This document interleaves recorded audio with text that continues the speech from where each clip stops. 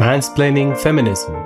The idea is that I explain feminism to my good friend Billy, who says he knows nothing. We will go through feminist texts from the 19th century until yesterday. I have studied feminism myself, and that makes me more than qualified to explain everything about it to everyone.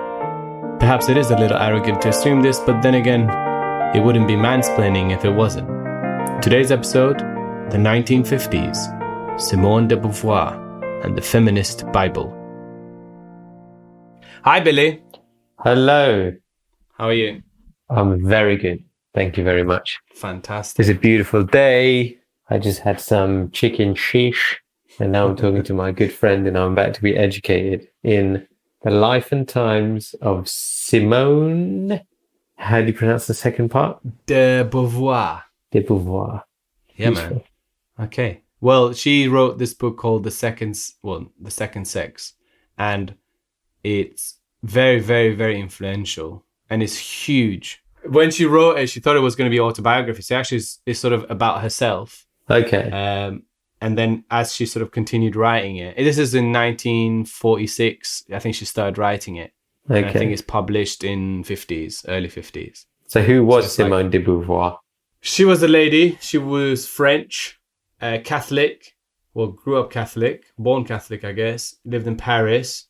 One of those families that were originally high in class and then sort of lost their money.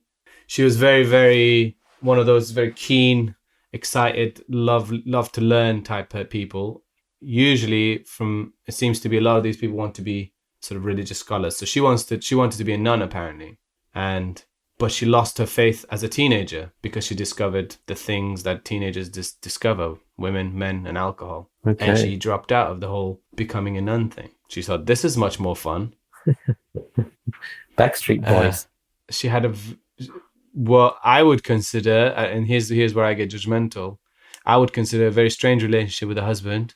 Lots of open marriage. Her husband was Jean-Paul Sartre. He's also a very famous philosopher. Okay. And some people say she saw herself as always sort of second to him. He's much more famous. He was sort of she was in awe of him, some people say. I don't know if that's true. That in itself is a sort of sexist thing to say. I don't know. But yeah, so they had an open marriage. They had lots of invited lots of people into their house and do naughty things with them. Often students of his. So yeah, not a very conservative lifestyle, let's put it that way. So what is she famous for? Why is she important to the history of feminism? So this Second Sex basically is 2-volume chunky book. Did you say and second in this sex? one, sex.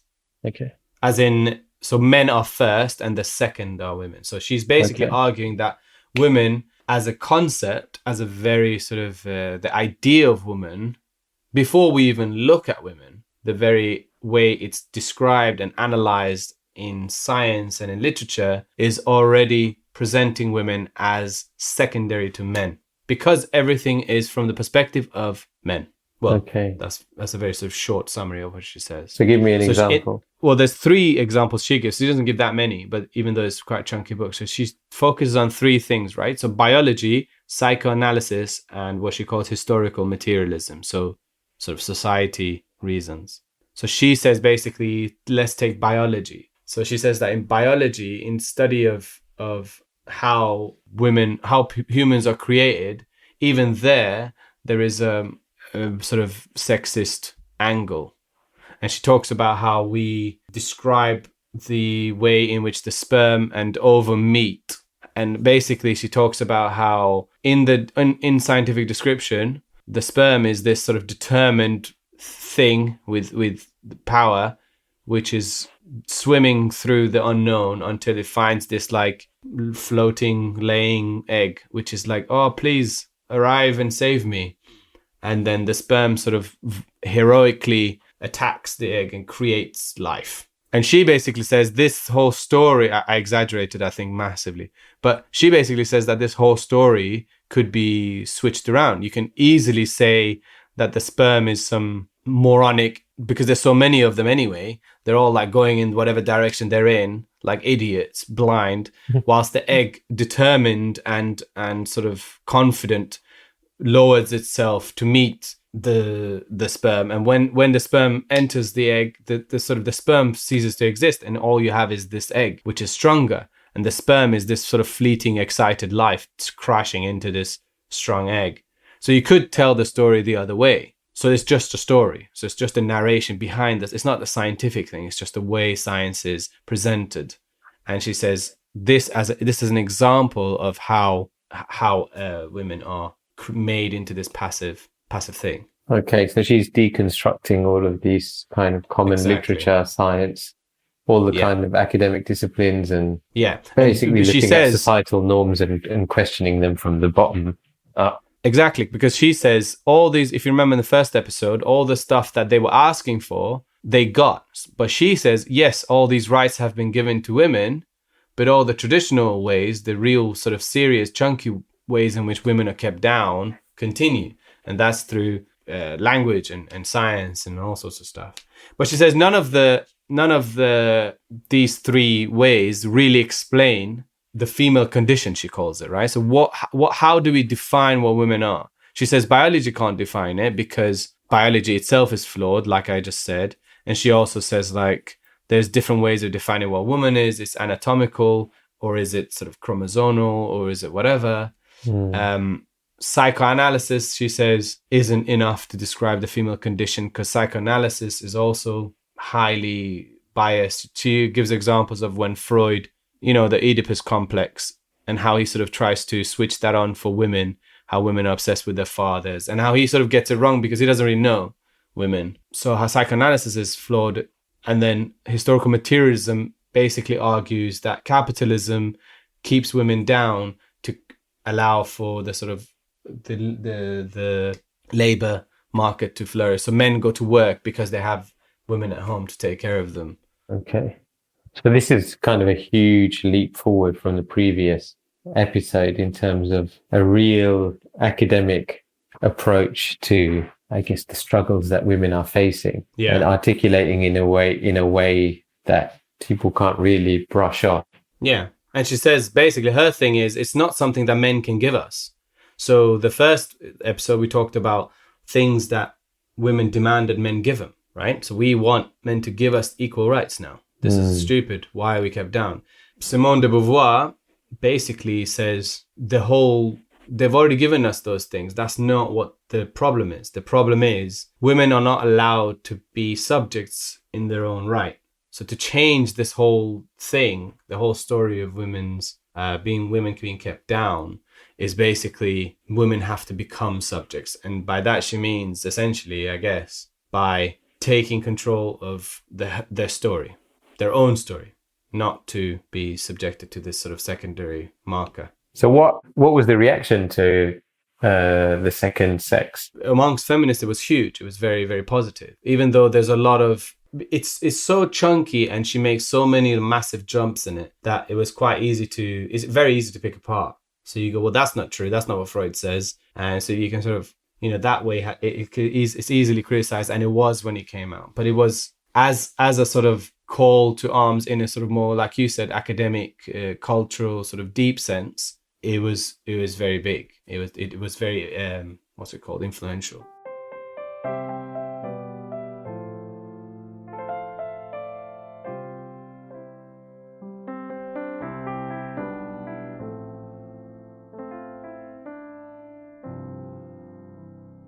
So she writes this book, The Second Sex, and then it gets published and makes some waves. Did it lead to any kind of broader change in wider society at that time, or was it just the start of something? So this is the 50s, right? So we are only a decade away from the funky 60s, as I like to call them. So as you like to call them, or that's what it's called? It's the official term for the 60s, the funky 60s.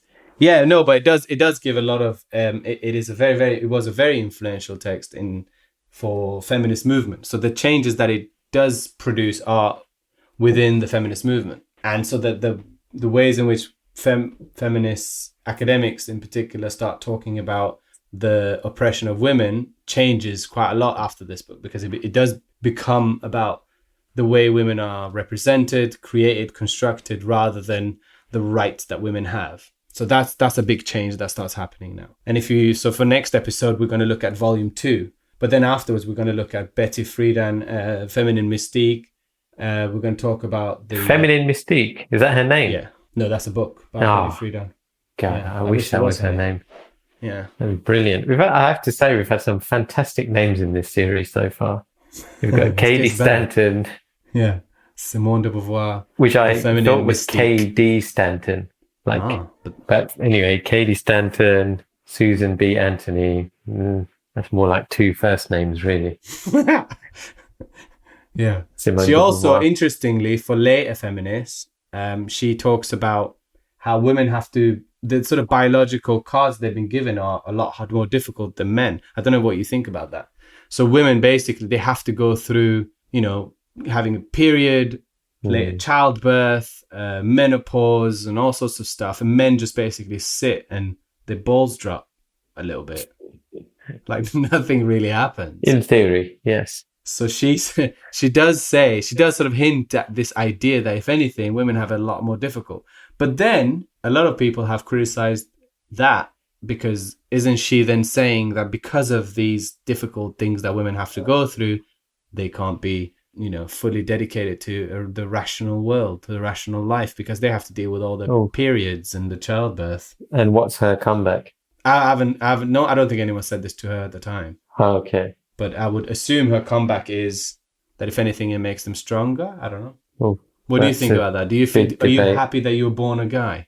Are we about to be cancelled again? I'm going to invoke the Fifth Amendment. Is it the Fifth Amendment? I'm going to plead the Fifth.